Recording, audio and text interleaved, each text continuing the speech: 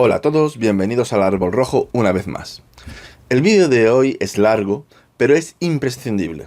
Os va a volar realmente el sentido común.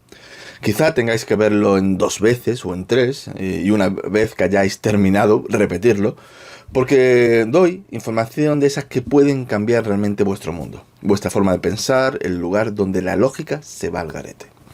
Como os prometí en mi último vídeo, ha llegado la hora de hacer un vídeo que me habéis pedido mucho desde casi el inicio del canal del Árbol Rojo, y creo que ahora, en este periodo de vida del canal, en el que estamos tocando muchos temas que tienen que ver con profecías y con el cristianismo y sus derivados, pues es el momento de hacerlo.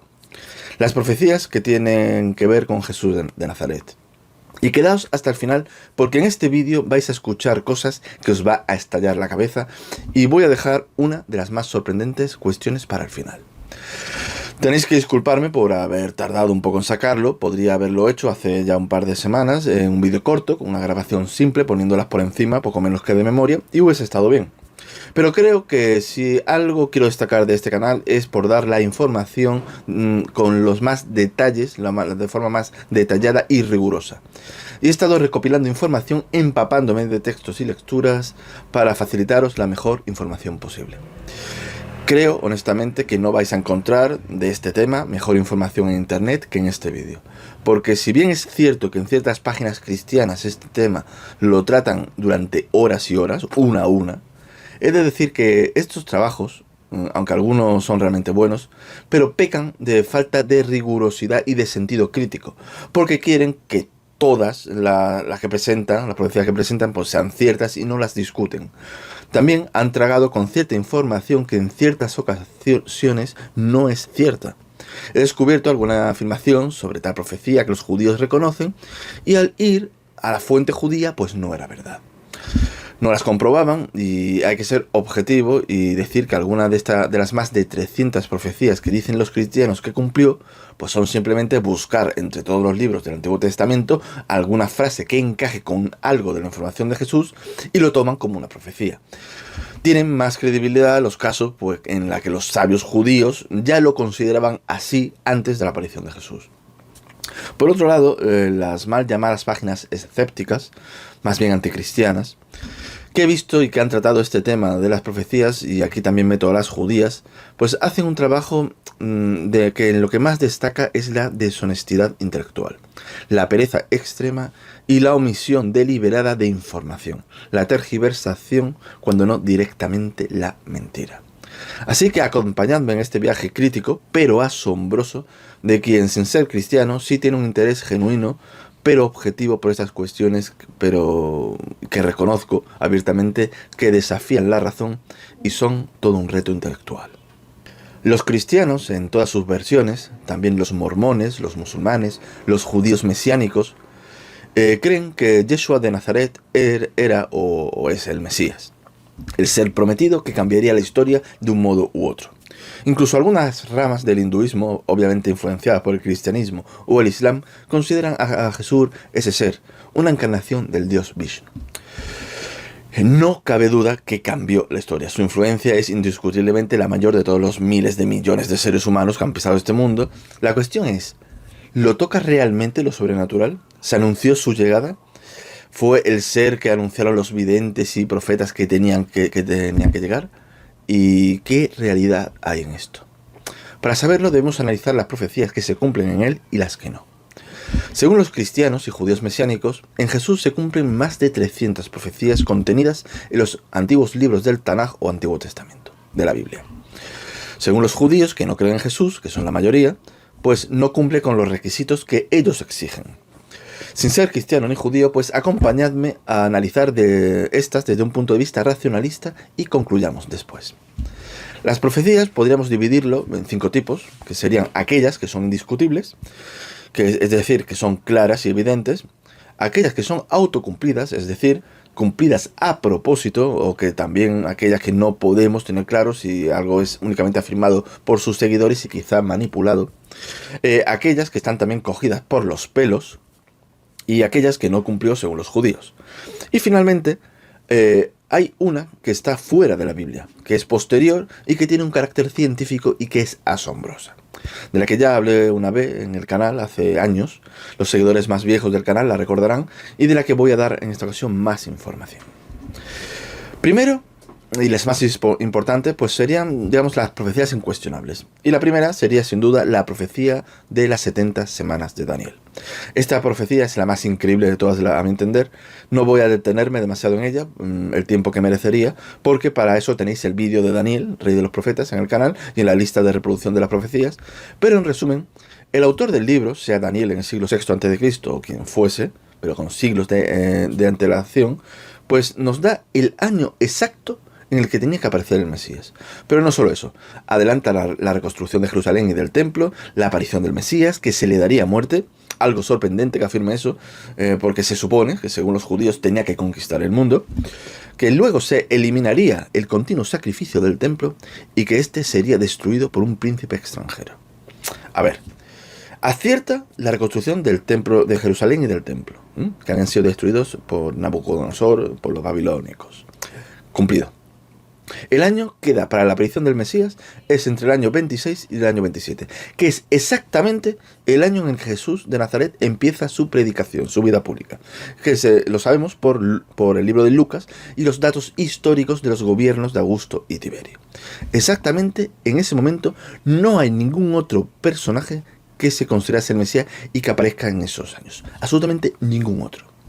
También se elimina el continuo sacrificio, y esto está reflejado no solo en los escritos cristianos como Mateo, Marcos y Lucas, con todo eso de que se rasgó el velo, etc., sino que también está corroborado en el propio Talmud judío.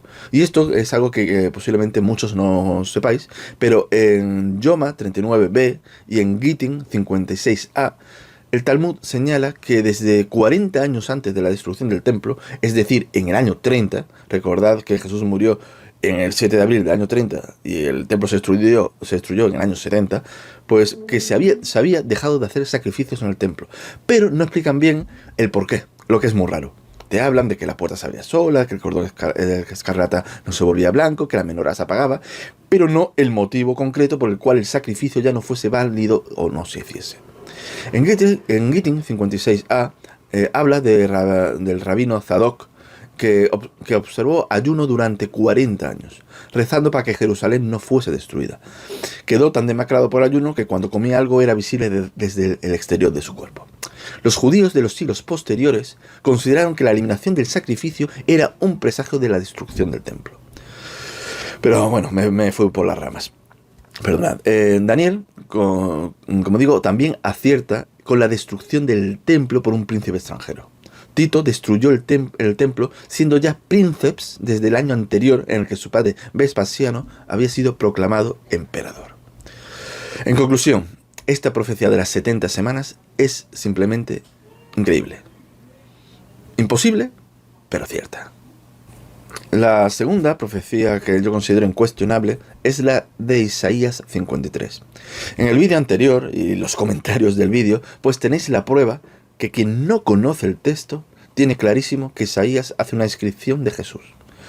Y creen que es un texto cristiano y no uno judío, pues escrito 6 siglos antes del nacimiento de este. Es una profecía increíble.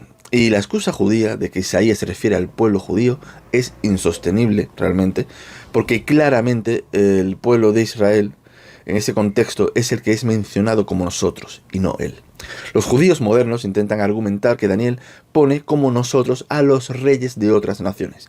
Pero no solo no tiene sentido que Daniel hable así en primera persona y no en tercera persona de estos personajes, sino que en el texto, como ocurre con el de Daniel, no es que se cumpla una profecía, sino que se cumplen montones de profecías en pocas líneas que encajan con Jesús y no con el pueblo de Israel. La prueba principal de lo mencionado antes es el vídeo anterior. Quien no lo conoce cree que está hablando de Jesús, incluso siendo un judío, que será rechazado, condenado injustamente, que iría manso a su ejecución, que a pesar de ser ejecutado entre ladrones, su tumba sería entre ricos, que la muerte sería considerada expiatoria, etcétera, etcétera, etcétera. Es decir, una barbaridad de cuestiones que se cumplen en él. Es una multiprofecía cumplida, una auténtica locura. Pero no solo eso. En el judaísmo antiguo, precristiano y rabínico temprano, Isaías 53 era entendido predominantemente como una figura mesiánica individual. La interpretación de que el siervo es el pueblo de Israel de manera colectiva surgió y se consolidó principalmente como una respuesta judía a la interpretación cristiana. Es decir, era la excusa, la respuesta. En la traducción griega de los 70, de la Septuaginta, que es del siglo III o II antes de Cristo, pues esta es la traducción más importante del hebreo al griego, hecha por los eruditos judíos para la diáspora en Alejandría. En Isaías 53 la traducción no altera el texto para usar palabras en griego que signifiquen el pueblo colectivo. Mantiene la idea de un individuo que sufre y muere por los pecados de otros. Lo que sugiere que los traductores judíos precristianos entendían el pasaje en un sentido individual y expiatorio. También los rollos de Mar Muerto, que son del siglo II hasta el primero después de Cristo, los escritos de Qumran, el concepto de Mesías sufriente está presente. En el comentario Pesher sobre Isaías, el 4Q541, la figura del siervo es interpretada como un personaje mesiánico que padecería y sería rechazado. Esto indica que la lectura mesiánica individual de Isaías 53 era conocida y aceptada bastante tiempo antes del nacimiento de Jesús. Incluso en el Talmud babilónico, en el Tratado Sanedrín 98b, se discute sobre el nombre del Mesías, y una opinión dice: ¿cuál es el nombre del Mesías? Su nombre es el leproso de la casa del rabino. Dice lo del leproso por lo del tema de que llevaría sus enfermedades, etc. Y como está escrito, ciertamente llevó nuestras enfermedades y sufrió nuestros dolores, y nosotros le tuvimos por azotado y herido de Dios y abatido. Como digo, aquí están citando directamente Isaías 53:4. Y aquí los sabios del Talmud aplican el capítulo directamente a un Mesías individual que sufre. La respuesta judía moderna a este argumento que dan los apologistas cristianos sobre este texto del Talmud y también los judíos mesiánicos, pues es que aquí dicen que los rabinos que escribieron Sanedrín 98b están simplemente discutiendo que en esa época se discutía sobre ese punto, y no es que creyesen en eso. Me parece que es querer tapar el sol pues con una hoja de un pequeñita, de árbol. Pero bueno, allá cada uno.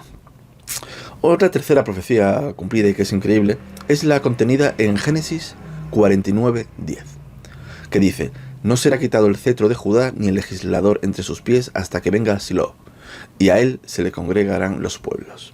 Bien, esta profecía lo que viene a decir es que el Mesías vendría cuando hubiese un rey que no perteneciese a la casa de Judá, el cetro. Silo, que viene a significar al que pertenece el cetro, es un nombre del Mesías. Y esto no es algo que digan los cristianos porque les viene bien.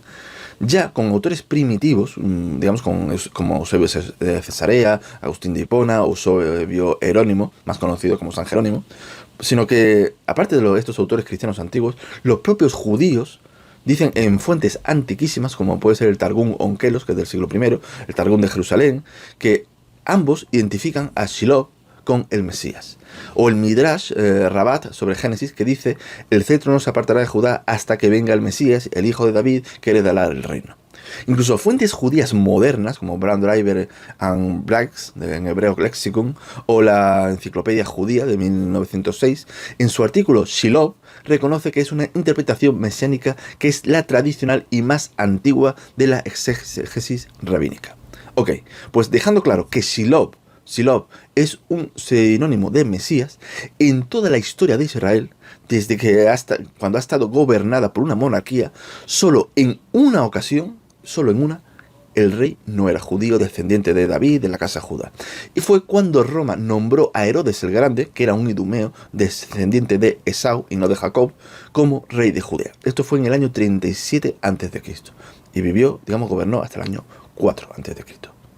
Este fue la primera vez que el poder real pasó por primera vez en la historia a alguien fuera de la tribu de Judá. Tal es así que los estudiosos judíos de la época, que tenían en cuenta esta profecía antes de la existencia del cristianismo, en ese momento, por ejemplo, los esenios de Qumran, que eran los dueños de los famosos manuscritos, pues abandonaron durante unos años, al inicio del reinado de Herodes, su santuario en el desierto porque creían que el Mesías tenía que aparecer en ese instante. Y como todos sabéis, Jesús nació en el año -7 durante el reinado de Herodes. Tengo un vídeo sobre la fecha del nacimiento de Jesús donde explico cómo podemos estar bastante seguros de la fecha.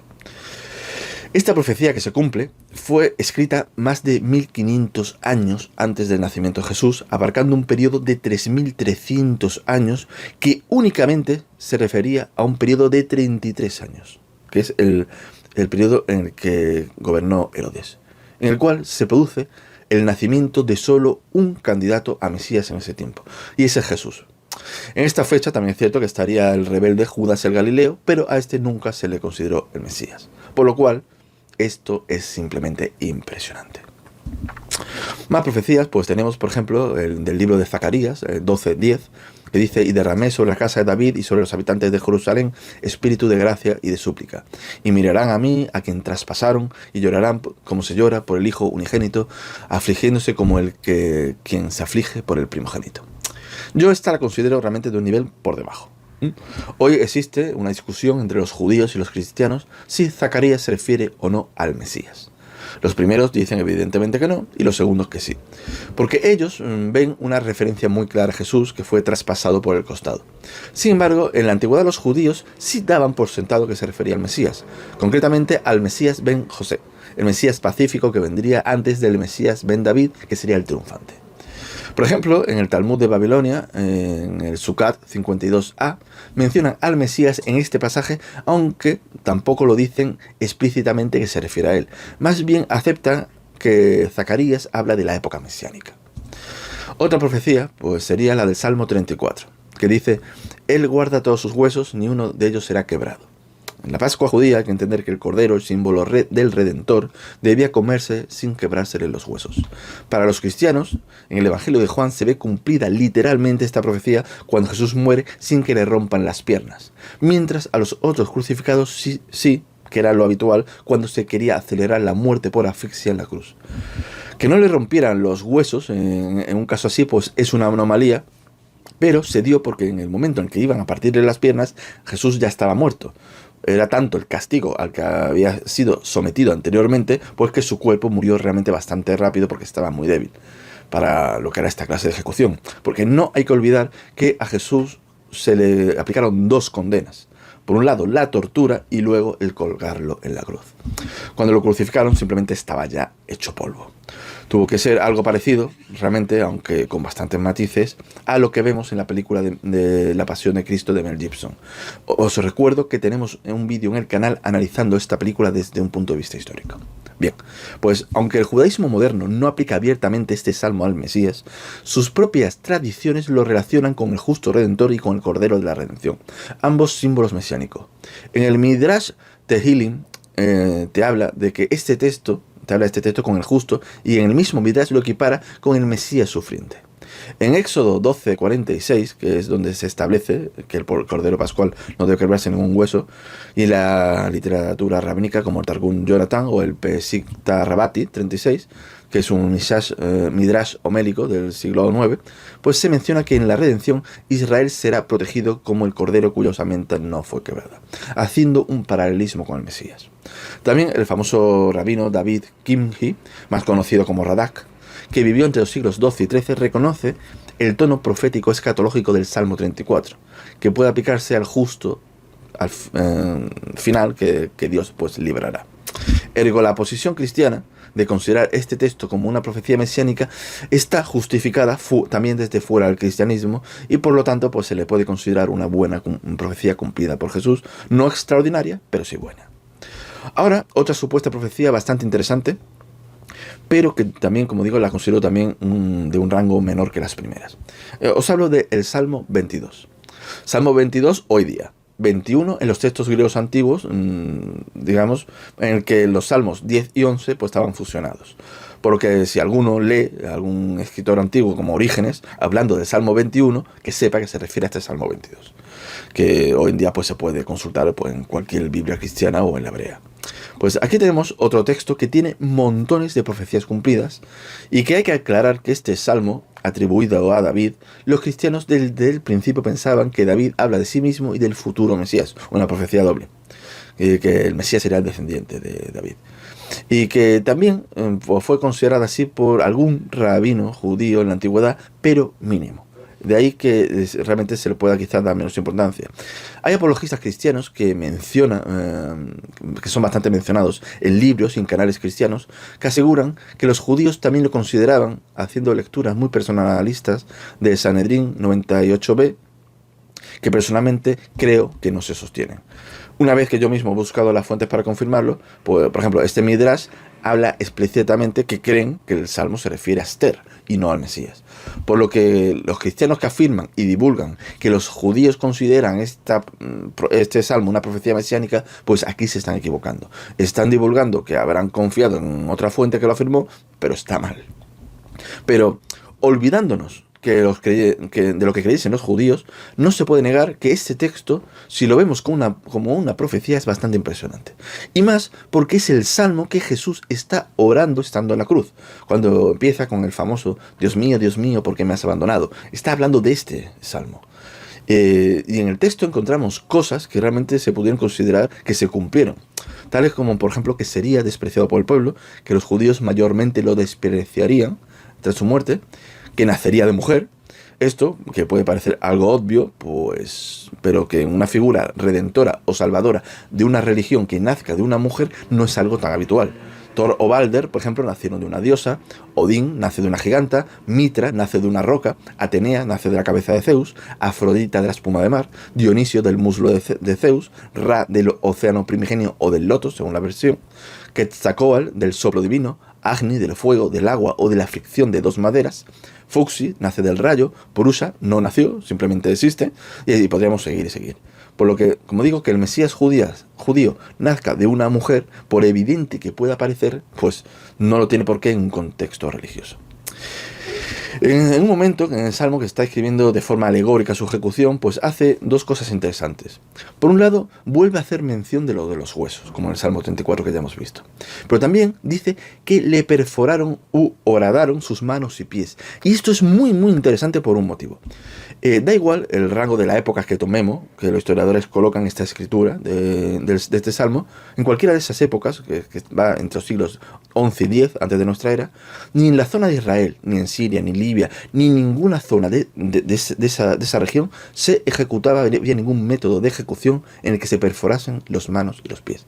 No sería hasta los siglos VI antes de Cristo en el que los asirios y el imperio neobabilónico empezó a crucificar, que luego también pues adoptaron los griegos con Alejandro Magno y los fenicios, que fueron de quienes los tomaron los romanos a partir del siglo III a.C.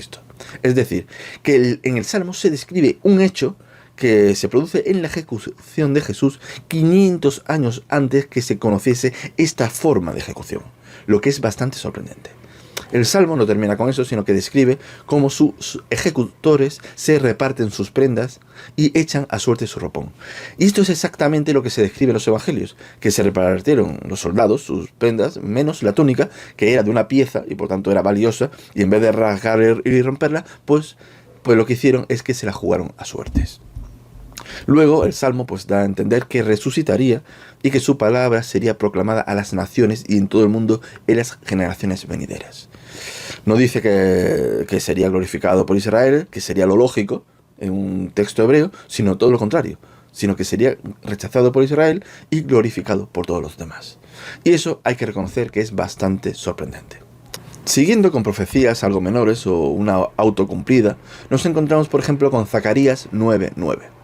El texto original dice: Alégrate mucho, hija de Sión, da voces de júbilo, hija de Jerusalén. He aquí tu rey que vendrás a ti, justo y salvador, humilde, y cabalgando sobre un asno, sobre un pollino, hijo de asna. Esta Jesús la cumplió, obviamente sabiendo que la estaba cumpliendo. Él lo hizo a propósito. Él entró en Jerusalén como un Mesías sobre un asno a propósito para cumplir esta profecía. Y no obstante, aunque es obviamente una profecía autocumplida, es el único de todos los aspirantes a Mesías que la cumple. No solo por su humildad, sino como alguien pacífico, no como un guerrero sobre un caballo de porte noble o en un carro de guerra, sino sobre un simple asno. Porque como dice Zacarías, el Mesías debería ser humilde. Y si algo le falta a la mayoría del resto de candidatos que se proclamaron el Mesías, es precisamente humildad. Bar Kokhba, por ejemplo, que también entró a Jerusalén a propósito proclamándose el Mesías, quería cumplir esta profecía, pero lo hizo sobre un caballo, porque su orgullo le impidió cumplirlo con una estampa tan ridícula como es entrar subido en un burro. Pero es que no solo Bar Kokhba. Si vemos a todos los personajes importantes de la historia que hayan celebrado una entrada triunfal en Jerusalén, muchos con aspiraciones mesiánicas, desde el rey David, Simón Macabeo, Simón Bar Giora, Mehamed Ben Judá, el califa Omar ibn al-Haddad, un personaje por cierto súper interesante, uno de los grandes gobernantes de la historia dentro de su contexto histórico y cultural, obviamente. También Godofredo de Bouillon, el general Edmund Alendi, el general Moshe Dayan, etcétera, etcétera, etcétera. De todos, el único que cumple la profecía de Zacarías correctamente es una vez más Jesús de Nazaret.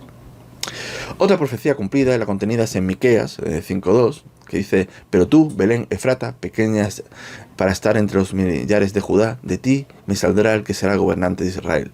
Y sus orígenes son desde los tiempos antiguos, desde los días de la eternidad.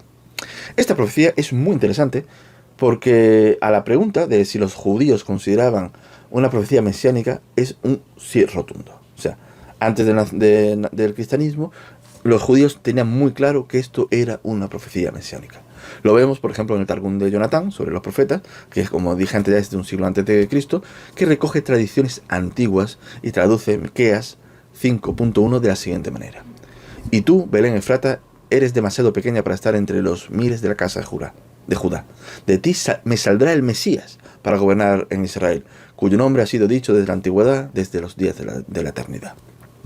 Jesús obviamente nació en Belén, y para aquellos que te sueltan cosas como que se conoce como Jesús de Nazaret y no Jesús de Belén, demostrando realmente al decir esto un desconocimiento enorme de la historia, porque decir que los sobrenombres que hacen referencia a lugares con los que se conocen a personajes es porque, la verdad, es porque es de donde se hicieron famosos o donde vivieron la mayor parte de su vida. No tiene por qué indicar el lugar de nacimiento. A veces sí, pero otras veces no. Y tenemos ejemplos a montones, como Ireneo de León, que nació en Esmirna, Nicolás de Bari o de Mira, que nació en Patara, nuestro Ireneo de Sevilla, que nació en Cartagena, José de San Martín, que nació en Yapeyú, o el inefable Grigori Rasputín, que en vida se le conocía como Rasputín de San Petersburgo, habiendo nacido en Prokoskoye, en Siberia, o el mismísimo Leonardo da Vinci, que nació en Anciano, no en Da Vinci. Sobre Jesús, las fuentes que tenemos indican que nació en Belén, y el contexto y el estudio de las fuentes no nos dan ningún motivo para dudar de ello, más bien todo lo contrario. Para más información sobre esto, recomiendo la saga del canal que abro sobre Jesús histórico, concretamente el vídeo que hago una exposición sobre las fuentes cristianas. Otra cosa importante que dice la profecía de Miqueas es que afirma que el Mesías no sería un simple hombre, sino que es preexistente, otorgándole cierta divinidad, algo que difiere del Mesías tal como entienden los judíos hoy día.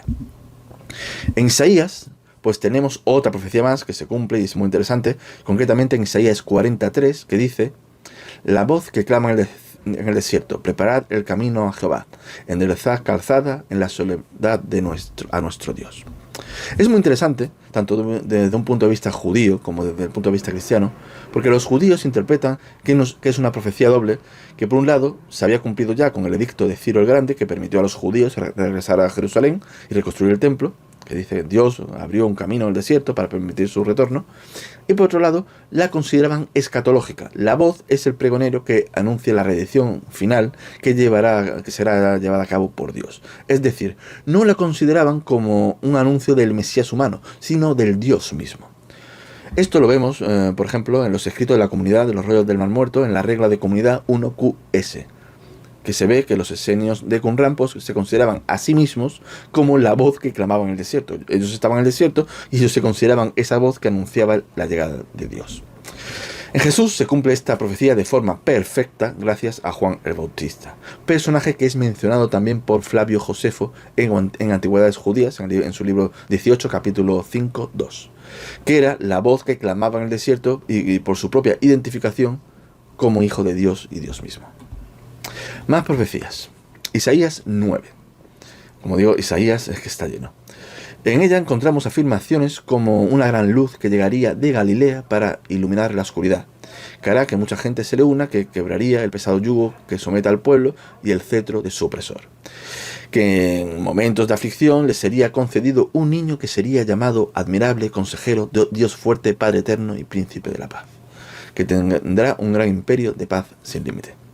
Esta es otra profecía muy interesante porque tanto judíos como cristianos tienen muy claro que tiene un carácter mesiánico. Los primeros, en fuentes como el Targum Yonatán, identifica al niño como el Mesías, el principado que cargará con la ley, y los adjetivos se los da al Mesías traduciendo como Padre eterno, como el que vive para siempre. En el mismo sentido encontramos también referencias en el Midrash Rabat y en el Talmud. Siglos más tarde tenemos también una referencia en el Zohar, concretamente en 1:119a, que al comentar el versículo de Isaías, el Zohar no solo lo aplica al Mesías, sino que lo hace de una manera que exalta su naturaleza sublime y eterna, más parecida a la visión cristiana del Mesías que a la judía tradicional, ya que el Zohar ve los 4 nombres del niño, consejero maravilloso, Dios poderoso, Padre eterno, príncipe de la paz, una revelación de los atributos divinos que se manifestarán a través del rey Mesías. En la lógica de la Cábala, el Mesías es una figura que canaliza y revela la luz divina, la Shekhinah, en el mundo de una manera única. Para los cristianos, esta profecía se cumple por completo en Jesús, con la salvedad del periodo de paz que ellos esperan que se cumpla en el milenio siguiente a su regreso, tras el Apocalipsis. La realidad es que Jesús vivió y empezó su ministerio en Galilea, en un periodo de represión por parte de Roma. Desde un punto de vista cristiano, liberó al pueblo del yugo de la ley, que era una ley asfixiante con una enorme cantidad de normas de alimentación, de pureza. Ni siquiera podían tocar a una mujer cuando tenía la regla, o podían recorrer cierta distancia en sábado, ni siquiera para visitar a familiares o auxiliar a alguien. Y para los cristianos, esta liberación de esta rigidez doctrinal fue muy evidente. Con los siglos incluso afectó y benefició también a los judíos, que por contacto pues también rebajaron un poquito esa opresión, pero menos obviamente que en los gentiles. La parte que llamarían al Mesías como admirable, consejero, Dios fuerte, Padre eterno y príncipe de la paz, que es evidente que a Jesús lo han llamado todo eso, pero aquí entra la cuestión, si es autocumplida o no. Es decir, ¿lo han llamado así a propósito por esta profecía o de forma independiente? Si analizamos las enseñanzas de Jesús, quien afirmó ser y quienes creyeron, sus seguidores que era, y su impacto en la vida de miles de millones de personas a lo largo de 2000 años, pues creo que se puede considerar, se puede quedar claro que esos atributos se lo hubiesen llamado con o sin el texto de Isaías, y que son atributos que no encajan para nada con la visión judía del Mesías, que sería puramente humano, guerrero y conquistador. Por lo que para enfrentarse a la posición cristiana, que encaja perfectamente con Jesús, el judaísmo posterior lo que hizo fue negar el carácter mesiánico que había tenido siempre y afirmó que el niño se refería al rey Ezequías y que los atributos no eran literales, sino que era un lenguaje florido y metafórico para exaltarlo. Hay otras profecías que yo considero menos relevantes, como que el Mesías tenía que tener un linaje muy concreto y no podría salirse de ahí. Tendría que ser descendiente de un personaje sumerio, de Ur, de los caldeos, llamado Abraham. De todos los hijos de este debía ser descendiente de Isaac, quien tuvo 2 hijos, Esaú y Jacob, y tenía que venir por este último, que a su vez tuvo 12 hijos varones, aparte de alguna hija, y de todos tenía que venir por ser descendiente del Mesías de uno de ellos, de Judá, y de los descendientes de estos, el Mesías vendría de la línea de Isaí y luego de la casa de David. Todas estas supuestas profecías, y digo supuestas porque algunas son interpretaciones que lo son, contenidas en los libros de Génesis, de Números, de Isaías, de Jeremías, se cumplen en Jesús y no. Me explico.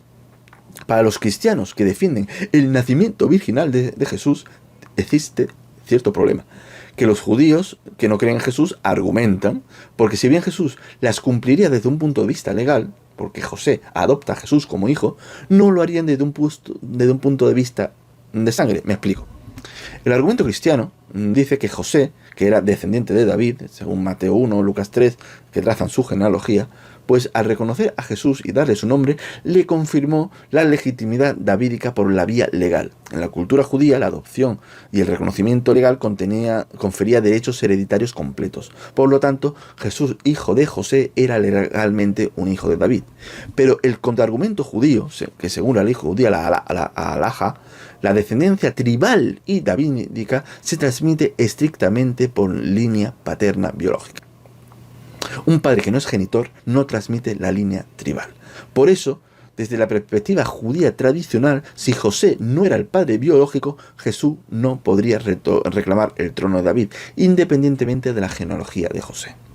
Hay cristianos, desde los primeros siglos del cristianismo, como los ebionitas, que no consideran el tema del nacimiento original, consideran una metáfora, una alegoría, un adorno. Y también existen modernos, como los unitarios, y también los creyentes del libro Urantia no lo hacen.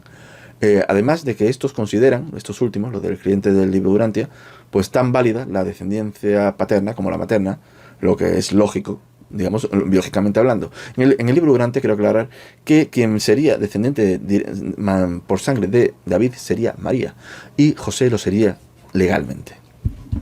Hay otra profecía que también cumple Jesús y que también es problemática para los mismos cristianos por alguno de sus dogmas, concretamente de la virginidad perpetua de Miriam, de María, que es que una profecía que dice que sus hermanos no creerían en él. Esta profecía, que viene en el Salmo 68, 9, dice: extraño he sido para mis hermanos y desconocido para los hijos de mi madre, porque me consumió el celo por su casa. Esta profecía, según las fuentes cristianas, se cumple. Sus hermanos no creían en él hasta después de la resurrección, donde su hermano Jacobo o Santiago se convirtió de forma profunda. Pero para el cristianismo que surgió después es un problema porque niegan que María tuviera hijos. Un celo ascético exacerbado, la virginidad perpetua de María, exaltaba el valor de la virginidad y de la castidad como un estado espiritual superior al matrimonio, algo muy valorado por el cristianismo primitivo y monástico. Esa obsesión por el pecado de la carne, exponiendo la naturaleza sin pecado del Mesías, y el querer exaltar la figura de María, pues llevó que dijeran que donde dice hermanos, pues que realmente eran hermanastros. Esto viene curiosamente no viene de los evangelios, sino de un evangelio posterior y apócrifo, que realmente no es nada interesante, que históricamente no da información relevante, que es el llamado protoevangelio de Santiago. Y posteriormente San Jerónimo dice que donde los evangelios dicen hermanos, realmente quiere decir primos, argumentando que en arameo hay una palabra que viene a significar tanto hermanos como primos. Y eso es cierto, pero el problema es que los evangelios están escritos en griego, por testigos directos, y dice la palabra adelpoi, hermanos, no apnesios, que es primo y que aparece esa misma palabra aparece en los mismos evangelios en Colosenses. Voy a hacer aquí un pequeño impasse, desviándome algo del tema, pero creo que es algo realmente muy interesante, como es lo que es la virginidad de María. Es posible que los evangelistas pensasen realmente que se había producido esa concepción milagrosa en base al absoluto convencimiento que tenían que Jesús era el Mesías, y las ganas también de adornar un poco los escritos. En base a otra supuesta profecía de Isaías 7:14, que dice así, según el texto griego de la Septuaginta: he de aquí una virgen, pártenos, que concebirá y dará a luz un hijo. Sin embargo, el problema es que en hebreo original la palabra que se usa es alma, que no significa virgen, sino joven mujer en edad de casarse o doncella. Que esto implica, en el contexto judío, implica virginidad como una posibilidad natural de su estado, pero no la define esencialmente. La palabra hebrea específicamente inequívoca para virgen es betulá.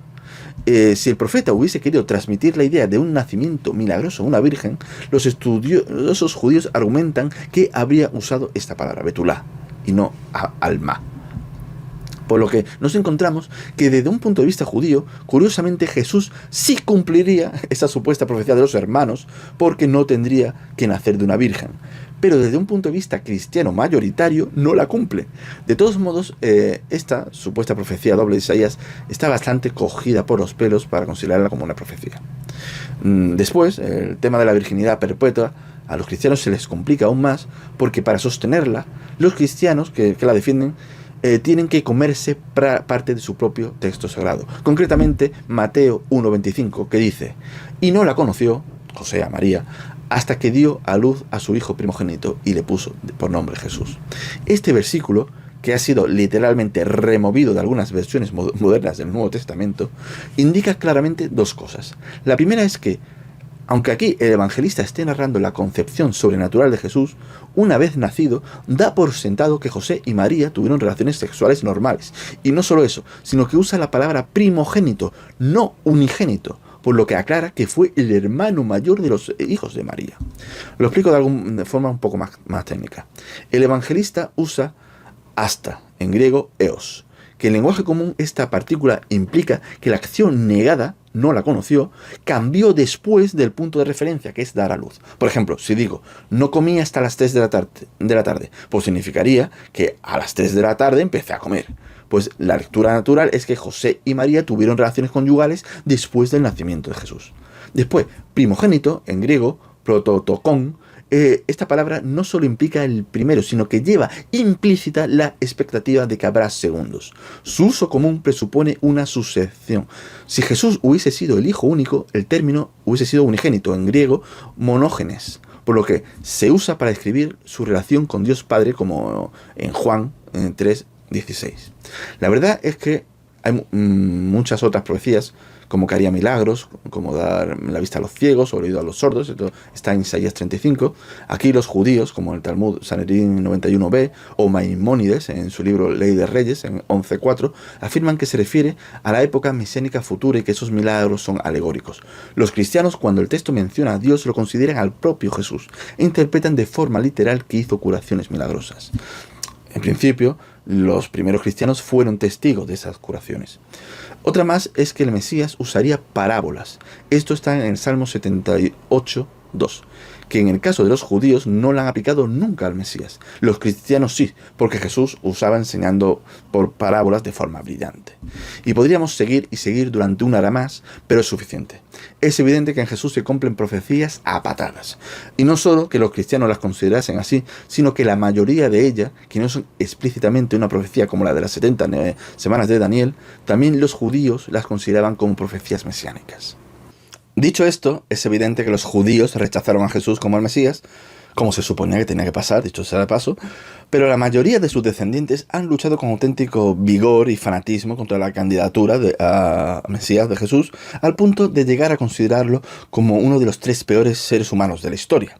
En el Talmud, junto con Balaam, el profeta de las naciones hitito, en el libro Gittin 56b y 57a, donde los 3 aparecen padeciendo en el infierno entre excrementos en ebullición. Y quiero aclarar que esto fue escrito en un momento de máxima tensión y rivalidad. Además que para la mayoría de los judíos posteriores, esto es un pasaje agádico, o sea, es un pasaje narrativo, no es un pasaje legal o halágico.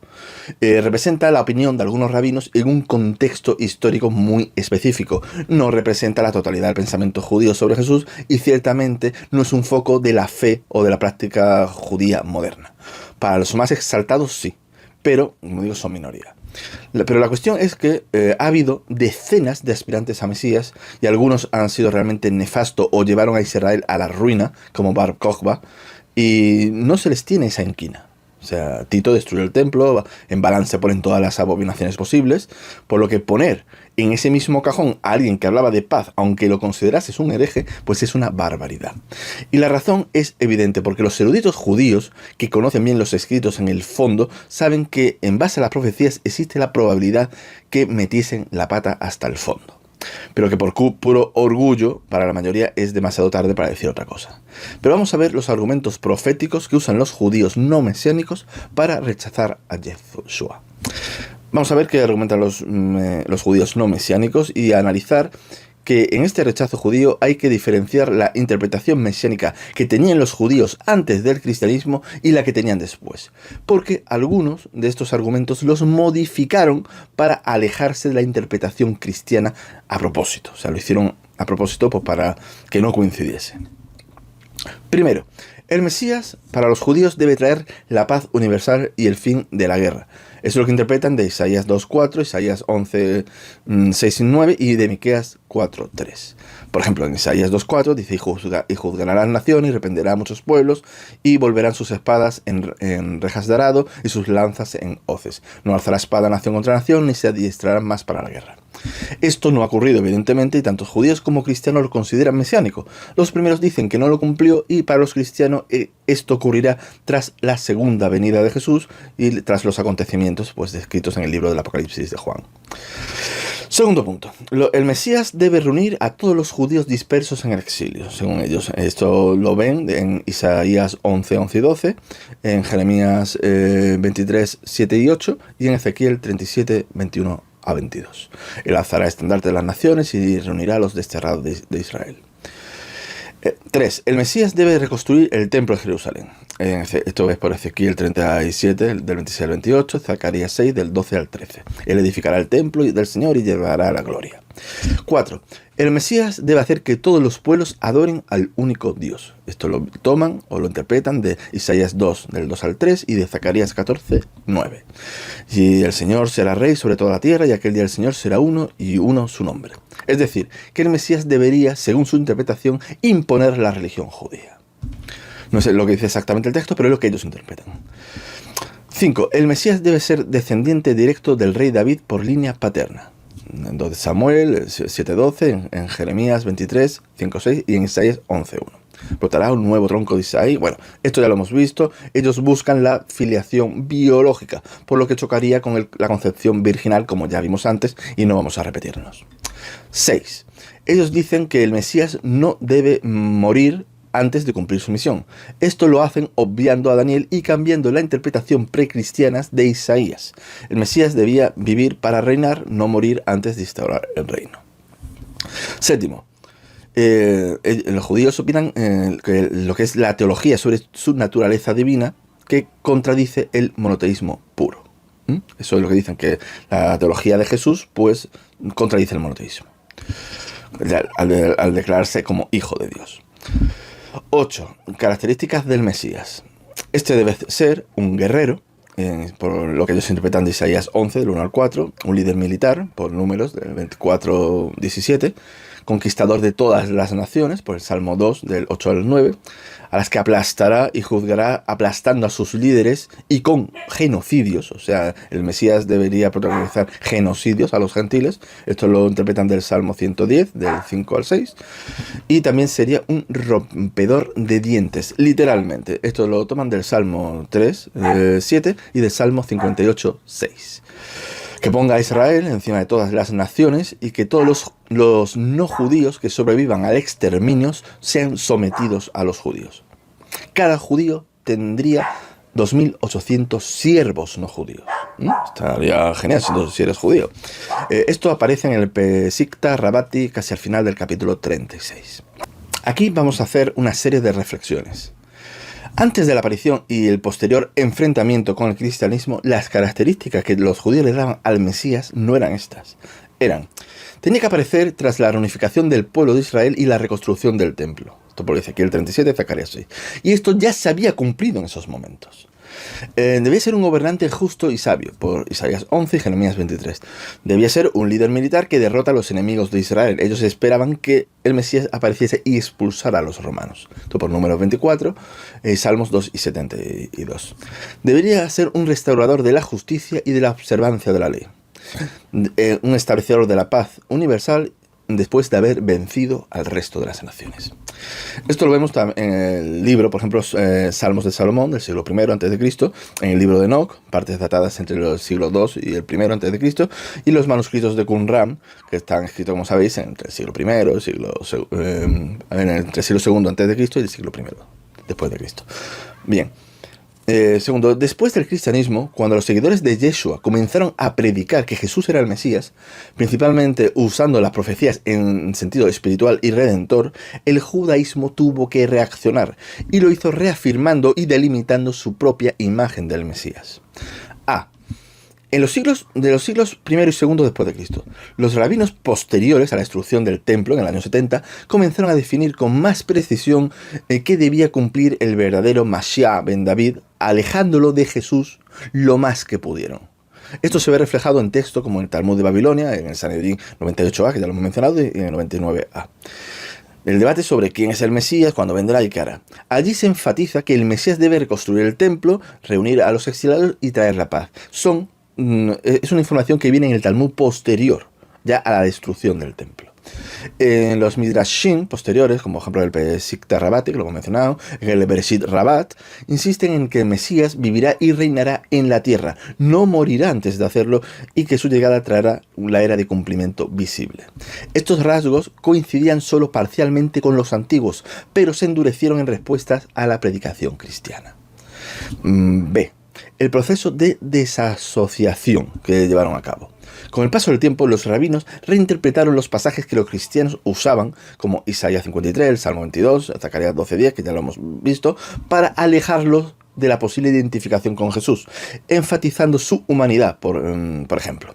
En Isaías 53 originalmente se podía entender como el siervo justo, o incluso como un líder individual, y después del siglo II los rabinos insisten en que se refiere al pueblo de Israel sufriendo, y no a un Mesías personal.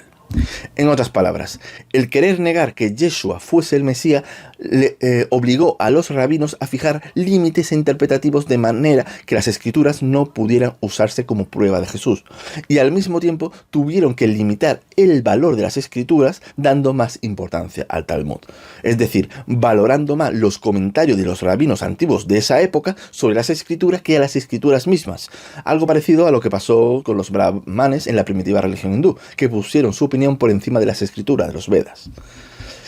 Existen evidencias históricas del contraste ya en el siglo II, autores como Justino Mártir en su diálogo con Trifón el judío, Tertuliano y Orígenes, que debaten con interlocutores judíos, y en esos diálogos se nota claramente que los rabinos esperan un Mesías guerrero y restaurador, rechazan que el Mesías pueda morir antes de cumplir su misión, y niegan que las profecías de Isaías 53 y del Salmo 22 sean mesiánicas.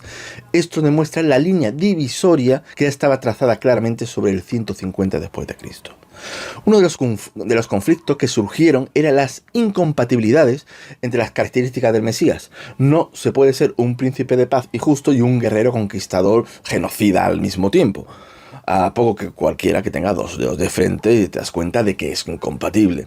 Por lo que, para no tener que decir que parte de sus escrituras eran falsas y que estas son las buenas, pues la tradición ya tardía del judaísmo lo que hizo es hablar de dos Mesías: el Mashiach ben Yosef, que sería pacífico y sufriente, que muere contra los enemigos de Israel, y el Mashiach ben David, que sería el rey triunfante que viene después, vence y restaura el templo y trae la paz para los judíos, porque a los demás los ha conquistado.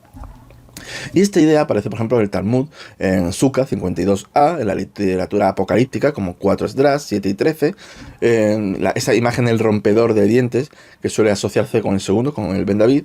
Y otra característica es que la profecía más clara y la única que es literal al 100%, que no es una interpretación de que esto creemos que es una profecía, sino una profecía 100%, fue prohibida por el Talmud para los judíos. Y hablo evidentemente de la profecía de las 70 semanas del libro de Daniel. En Sanedrín 97b se prohíbe literalmente calcular la llegada del Mesías usando a Daniel, y se pone una maldición para quien lo haga. Y esto es muy significativo. El Talmud lo justifica porque el tiempo ya ha pasado, y según ellos el Mesías no ha aparecido, y por lo tanto no hay que calcularlo para evitar la apostasía y que los judíos entren en depresión, por lo que lo justifican en base a proteger la fe del pueblo de la desilusión, enfatizar el arrepentimiento como el factor clave para la redención y mantener el momento del fin como un misterio divino incalculable, negando la propia escritura, y todo eso para no querer ver que la profecía de las 70 semanas de Daniel marca claramente quién fue el Mesías. Y ahora, olvidándonos ahora de lo que dicen los judíos y cristianos, apartándonos un poco a valorar lo que hemos visto, tenemos que hacer algunas valoraciones. Las profecías mesiánicas que hablen de un Mesías que tiene que venir y no de un ungido concreto, ya sea Samuel, David o Ciro, que sean claramente profecías y no que unos u otros interpretan que son así, prácticamente no hay. Tenemos la de las 70 semanas de Daniel, que es la más clara, la del Silo, que llegaría cuando el cetro estuviera en manos de un judío, de Judá, el pacto con la casa de David, la del nacimiento en Belén, la de la entrada en Jerusalén sobre un asno, y parad de contar, no hay más. El resto son que sabios y estudiosos de todas las épocas han considerado que lo eran, pero no lo son de forma clara, sino que el escritor está hablando de otra cosa y se interpreta que aquí está hablando del Mesías. Pero de las claras, la cuestión es que Jesús las cumple todas. Antes de lo que os dije al principio, que había una sorpresa final, saquemos algunas conclusiones. Las profecías que existen claras, Jesús las cumple. Y no solo eso, sino que es el único que cumple más de una. Y alguna de ellas es el único que las cumple. El Mesías debía llegar durante la asistencia del segundo templo, y mientras hubiera un rey que no fuera judío. debía nacer en Belén, entrar triunfante en Jerusalén encima de un pollino, morir, y todo esto entre el año 26 y el año 70, que se cumplió que el templo tenía que ser destruido por un príncipe extranjero. Ergo, que los judíos sigan esperando una reconstrucción del templo y la llegada del Mesías va en contra de sus propias escrituras, por lo que solo hay dos opciones lógicas: o que su religión es falsa, o que no vieron a su Mesías cuando éste llegó. Y en el caso de ese, solo hay un candidato válido, solo uno. Además, que en Jesús se cumplan un porrón de otras supuestas profecías, es anecdótico, pero puede servir para reforzar la fe de los cristianos, de los judíos mesiánicos o de cualquiera que crea en él. Pero el análisis racionalista lo deja claro. Y hay un estudio matemático del profesor Peter Stoner que escoge 8 profecías mesiánicas, las mejores del Antiguo Testamento, que se cumplen en Jesús. Solo 8 de todas estas que hemos visto.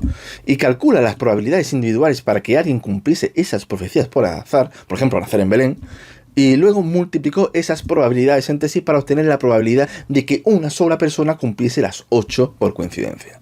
El resultado que obtuvo es algo así como 1 por 10 elevado a 17, es decir, 1 entre 100 cuatrillones, un 1 seguido de 17 ceros.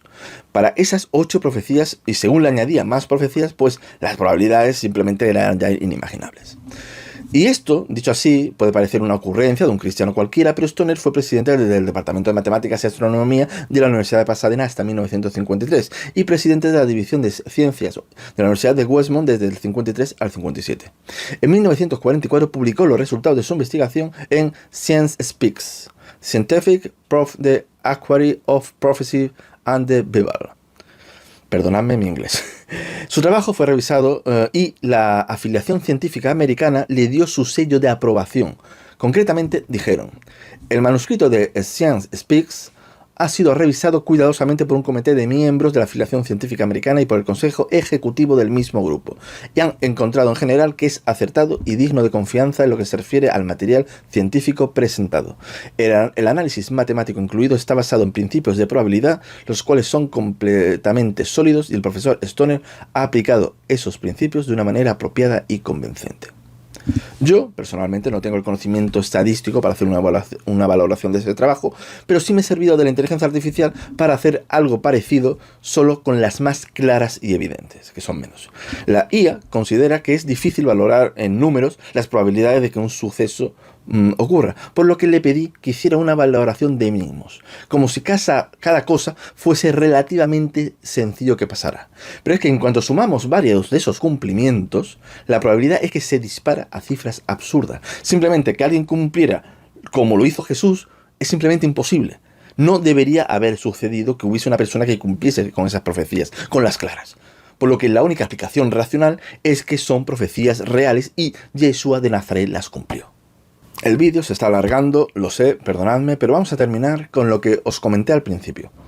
Algo que los más viejos seguidores del canal recordarán que lo mencioné una vez en un vídeo, que fuera de la Biblia y muchos siglos después, un prestigioso y afamado erudito judío llamado Isaac Abravanel, que vivió en el siglo XV, principios del XVI, de lo que escribió este hombre nos interesa su obra Mashimia Yeshua, proclamando la salvación. O sea, no se refiere a Jesús en el título, aunque se diga lo mismo, se diga igual. Este trabajo es precisamente un comentario sobre el libro de Daniel, uno de sus escritos mesiánicos más importantes. Abravanel trabajó en el estudio de astrólogos hebreos, como el astrólogo judío persa Masha Allah Ibn Atari, que vivió entre el 1740 y el 815 en la ciudad de Basora, en el Golfo Pérsico, o de Abraham Bar Illa, un genio español, matemático, astrónomo, filósofo judío de los siglos XI y XII. Abravanel acabó llegando a una clara conclusión. El Mesías debía llegar cuando se produjese una conjunción entre Júpiter y Saturno en Piscis, ya que estos astros y esta constelación están vinculadas a sus creencias, a los judíos y a la realeza, según sus creencias. Llegó a calcular esta conjunción para el año -7. O sea, él llegó a saber que en el año -7 se había producido esta conjunción, pero él no lo vinculó a Jesús como judío educado para sentir rechazo hacia el nazareno, ni se le pasó por la cabeza, pero sí lo consideró como el comienzo de la era mesiánica, curiosamente. O sea, a través de lo que eran las cuentas de Daniel y esta creencia en esta conjunción, pues él llegó a la conclusión que en el año -7 empezaba la era mesiánica, y él creía que el Mesías no había llegado, pero que se había puesto en marcha una especie de ciclo cósmico, que sería guiada por el patrón de las grandes conjunciones, que era el reloj cósmico de Dios, que confirmaba estas transiciones entre eras históricas y de dominio. Y él pensaba que el Mesías pues, se presentaría poco después, digamos, de su vida. Precisamente casi 100 años después de la muerte de Abravanel, nos encontramos con que Johannes Kepler pudo ver esta conjunción que se repitió el 17 de diciembre del año 1603, y durante 1604 descubrió que este fenómeno, la conjunción de Júpiter y Saturno, siendo triple y en Piscis, ocurría cada 805 años aproximadamente, habiéndose producido también en el 798, 2 años antes de la proclamación de Carlomagno como emperador, y en el año -7. Y Kepler sí lo asoció a la estrella de Belén. Las conjunciones de Júpiter y Saturno ocurren cada 19,87 años, o sea, cada 20 años básicamente. Pero esto es una conjunción triple, es decir, que debe producirse 3 veces en el mismo año. Y además, no en cualquier constelación, sino debe producirse en la constelación de Piscis. Y la cuestión es que Jesús nació probablemente, como ya hemos dicho, en el año -7 o -6 como mucho. Como expliqué en el vídeo donde detallo la fecha de su nacimiento según los datos históricos que tenemos. Curiosamente, el libro Durante también señala el año -7. Y se da la circunstancia que este fenómeno encaja a la perfección con lo relatado en el Evangelio de Mateo. Y no solo eso, sino que tenemos evidencias históricas no cristianas de que este era un evento importante. Me explico. Por un lado, tenemos las tablas astronómicas de Berlín, copiadas en papiro egipcio, concretamente el papiro de Berlín 8279 y las llamadas Storbad Tablets, que contienen tablas de posiciones planetarias en un registro para los años del intervalo 16 a.C. y el año 11 después de Cristo. O sea, donde figura esta triple conjunción. O sea, es un calendario astronómico donde fueron marcándose estas conjunciones y esta aparece. Además tenemos otro testimonio neobabilónico, una tablilla cuneiforme que registra explícitamente el método de cálculo de esta triple conjunción para el año 7 a.C. Es un almanaque babilónico encontrado en Sipar, del periodo selúcida, entre las ruinas del templo Shidos de Shamash, del dios Shamash, perdón. Y conservado actualmente en el Museo Británico, catalogado como BM35429, por si alguno quiere buscarlo. La conjunción para el año Selúcida 305, que es el año -7 de nuestro calendario, aparece que ocurriría esta triple conjunción. Aunque esta tablilla señala estos eventos como una conjunción triple, como digo, al menos como mínimo un siglo antes como poco. Y esto significa que ya los astrólogos caldeos estaban pendientes de estas conjunciones. Para estos astrólogos esto era conocido como el gran ciclo o ciclo de las conjunciones. El signo de Piscis estaba para la astrología mesopotámica y luego para la helenística asociado al oeste y a las tierras de lo que era Siria, Palestina y Egipto. En textos más tardíos, Piscis es la región del dios Ea, vinculado al agua, a la sabiduría y a la renovación. Por lo tanto, una conjunción de estos grandes cronocractores, que son Júpiter y Saturno, en Piscis se interpretaba como el comienzo de una nueva era mundial, con su centro y su punto de origen en la región de Siria-Palestina. Significativamente, un cambio de era o de religión, el nacimiento de un nuevo orden o una renovación de la humanidad. Algo parecido a lo del 2012 de los mayas, precisamente hoy día vivimos en el 2025 de la era cristiana. O sea, se produjo ese cambio de era. Estaba realmente mal calculado, estaríamos realmente en el 2031, pero bueno. Aquí la cuestión es que, casualidad o no, encaja con la realidad. También Filón de Alejandría en el siglo I y los astrólogos sirios veían en las conjunciones de Piscis una señal para un rey espiritual en Judea. Y quiero aclarar que la tablilla BM35429 no dice literalmente que nacerá un rey ni habrá un cambio de era, ¿no? Esto no lo escribían en un texto técnico, pero su mera inclusión de la conjunción Júpiter-Saturno en Piscis indica que estaban llevando el control de los ciclos de los cronocractores, es decir, previendo los grandes cambios de orden político y religioso. Debemos entender que en la astrología antigua se unía lo que era el conocimiento de los astros con la adivinación. En resumen, sabían o creían que venía un fin de ciclo y el comienzo de otro. Y eso, para un astrólogo babilónico o helenístico, equivalía a un nuevo tiempo del mundo, un nuevo rey o una nueva era. Sabiendo ahora toda esta información, miremos con otros ojos el texto de Mateo de toda la cuestión de la estrella de Belén y los Reyes Magos. Sabemos, tanto por los cálculos antiguos como por las confirmaciones modernas realizadas por la NASA y por otros centros astronómicos, que esta conjunción triple sucedió los días 29 de mayo, 3 de octubre y 4 de diciembre. Pero no solo eso, sabemos exactamente por dónde salió cada vez. La primera, del 29 de mayo, salió al atardecer en el oeste, situándonos en la zona de Ur. Pongámonos entonces en la piel de unos astrólogos, o lo que es lo mismo, unos magos caldeos, que ven esa señal que llevan décadas o siglos esperando.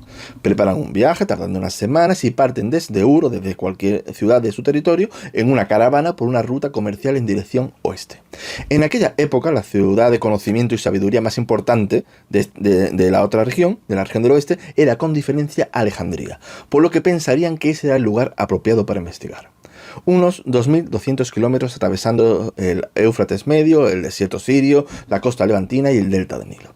Pasando por Babilonia, por Mari, Palmira, Damasco, Gaza, Pelusio y finalmente hasta llegar a Alejandría. En una caravana grande, con camellos, con mercancías, pues avanza lento, avanzaría unos 25-30 kilómetros por día, incluyendo paradas, descanso religioso, cruces fluviales, aduanas, etc.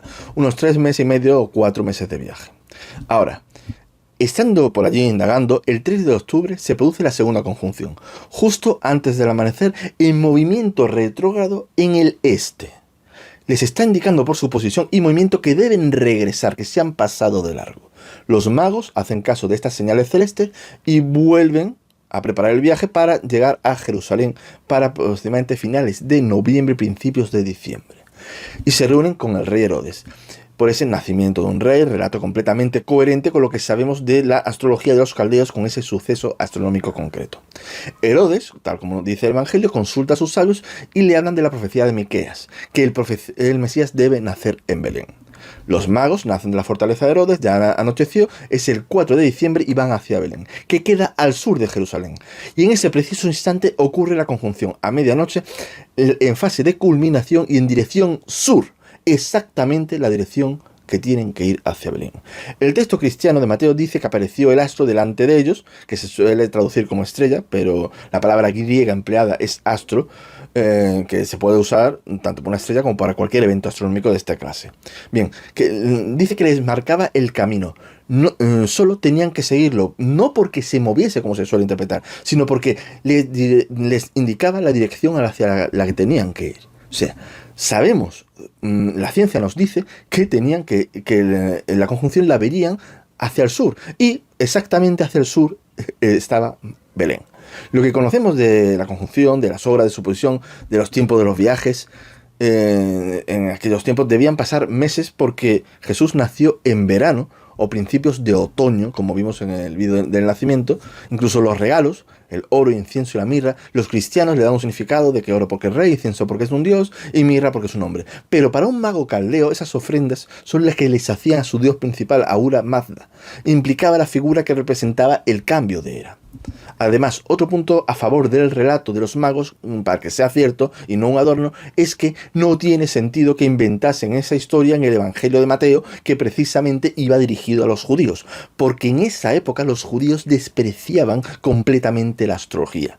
Era para ellos un pecado terrible. Cuando los judíos escuchasen esa parte del relato, los primeros judíos seguidores de Jesús, se les tenía que torcer el gesto. No era una buena idea ponerlo, salvo que lo hiciesen porque era verdad. Le pregunté a ChatGPT cuál era la probabilidad de que un personaje importante coincidiese con una de estas conjunciones triples en Piscis, y me dijo que era de menos de 1 entre 1000. Pero no hablamos de cualquier personaje, estamos hablando del personaje más importante de la historia. Y que precisamente haya presentado realmente un cambio de era, simplemente es increíble, es absurdo, no tiene sentido lógico. En resumen, y ya para terminar, además de todas las profecías contenidas en la Biblia que cumple de forma imposible, un erudito judío llega a la conclusión de que el Mesías prometido tenía que llegar anunciado o indicado por una conjunción de Saturno y Júpiter triple en Piscis. Los magos caldeos también consideraban de suma importancia esta conjunción como cambio de una era que se da cada 800 años con estas características, y encaja el año exacto con el nacimiento de Yeshua. Es que no tiene sentido. No le deis más vueltas, es una completa locura. No es cuestión de fe. Simplemente Jesús de Nazaret.